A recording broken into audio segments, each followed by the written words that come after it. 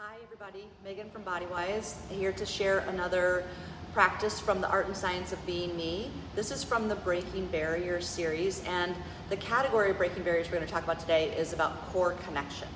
So this is about building strength in your core and connection to your core. But again, these are not just exercises, they're metaphoric. We're connecting to the core truth of who we are as we pay attention to our core, as we strengthen our core, as we balance our core. So the one I'm going to show you today is called a ball push pull, and you're going to need a large ball like a 60 or 75 centimeter ball, and then something that goes under your head. Again, when we work in laying down, we want to make sure the head is not hanging back. So whatever amount of support you need to maintain this space from the notch on your chest to your chin with your fist. So it's like, imagine you're holding an apple. So you don't want to be dropping your apple. You can think about that when you're at your desk or driving as well. But certainly in these positions, when you're working on isolating these kinds of positions and supporting yourself, definitely make sure that you have head support. Okay? So I'm going to go ahead and lay down.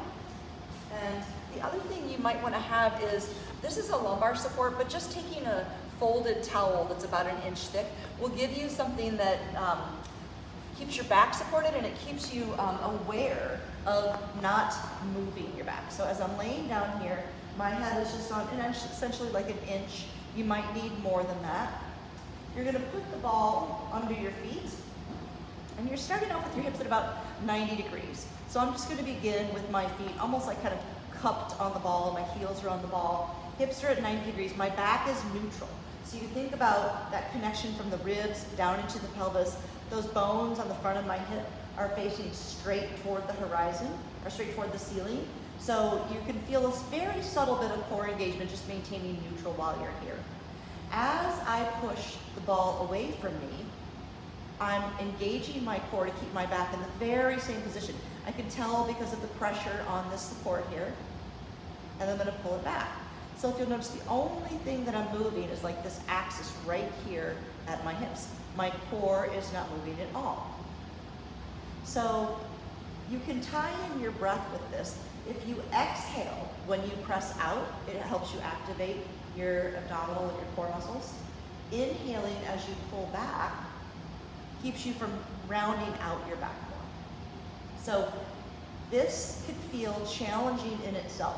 If it doesn't feel very challenging for you, the way that you make it harder is imagining that my ball would pop if I put too much pressure on it. I can begin by lightening even 10% of my weight off of the ball. It takes a lot more core work to, in essence, support my legs than they get to rest on the ball. So now as I feel like, okay, I'm going to say I'm 10% lighter on the ball, and as I now start to move, it gets harder and harder and harder the further I move away to maintain the same position, and then I pull back. So I'd recommend you try maybe 10 to 15 of these at a time.